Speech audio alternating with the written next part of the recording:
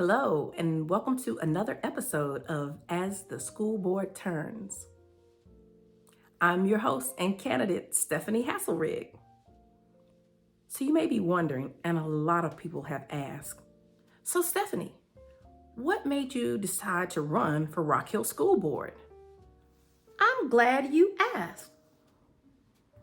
So I'm a by the numbers kind of person. As we talked about in the first video in my biography, if you will, I received a degree in accounting from the University of South Carolina, so numbers are my jam. I began to look at a number of factors in considering running for the school board and serving my community. One of those was enrollment. Rock Hill School District has declining enrollment. If you take a look at the South Carolina Department of Education statistics on the report card site, you don't have to look far in our history to see that there was a time that our enrollment was increasing. We were actually the largest district in York County. Currently, Fort Mill School District is the largest school district. In 2016, Rock Hill School District had 17,893 students, almost 18,000 at our peak. In 2020, we declined to 17,550. And today, we roughly have about 16,260 students. Now that means bad news for us. We've got to figure out why parents are leaving in a community that's thriving. Is anyone interviewing the parents to find out why they're leaving Rock Hill School District? Certainly, some has to probably do with changes in job, changes in family situation, but I'd also venture to guess that there's a large portion of that has to do with dissatisfaction. We need to figure out why parents are leaving our school district. Some things to consider would be that we have multiple charter schools that are growing and bursting at the seams. York Preparatory Academy currently has a wait list.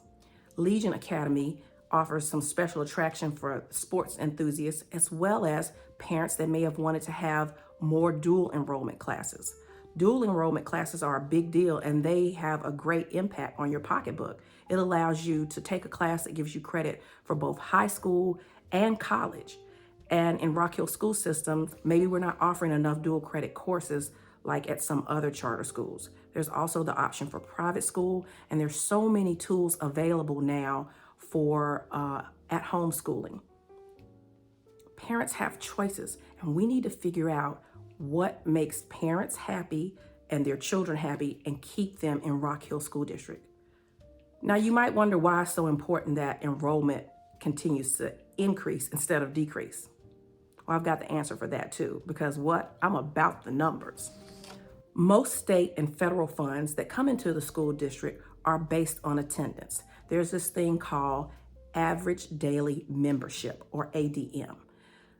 Based upon our ADM, we receive money from federal and state programs. So that means with fewer students, we're going to receive fewer dollars. So we would hope that if we're going to continue to decrease in enrollment, that maybe we would decrease our spending or decrease our budget. But that's not the case either.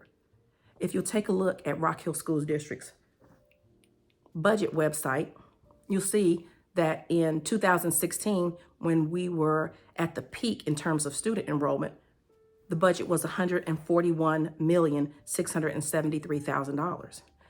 In 2020, the budget increased to $172,604,000. And now, this school year, FY 22-23, our current approved budget is $197 million. Now, that's quite an increase considering we have declining enrollment and we're receiving fewer federal and state dollars. So the question is, where's that additional money going to come from? Maybe the fund balance. I don't know.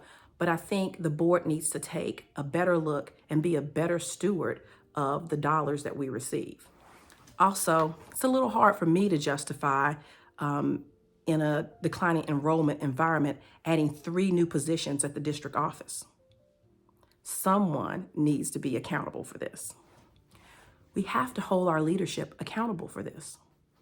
Now, I'm not saying it doesn't take a lot of money to run the school district. It absolutely does. But I think we have to look for creative ways to try and reduce our spending as well as increase our enrollment so we can begin going back in the right direction. In terms of academic achievement, Rock Hill School District is ranked, I would say, in the top 50% of the state. Fort Mill School District is ranked #1 in the state of South Carolina. And Clover is ranked in the top 10. And we can't talk about numbers without talking about 3 schools that closed amidst COVID in 2020. Now we have overcrowded schools, unhappy parents because of children being shifted from school to school as they try to balance this situation out. I was very disappointed to see 3 schools close simultaneously amidst COVID with no real plan.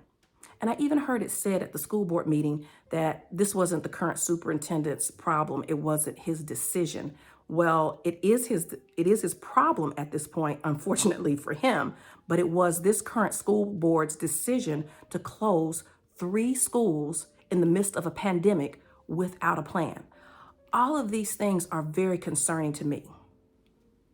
How do you feel about the numbers in Rock Hill School District? Comment below and let me know. If you stand in agreement with me on accountability for Rock Hill School Board of Trustees, join the fight and vote for me, Stephanie Gathings Hasselrig, on November 8th. You can reach out to me at stephanieforstudents.com. I'll see you in the next video.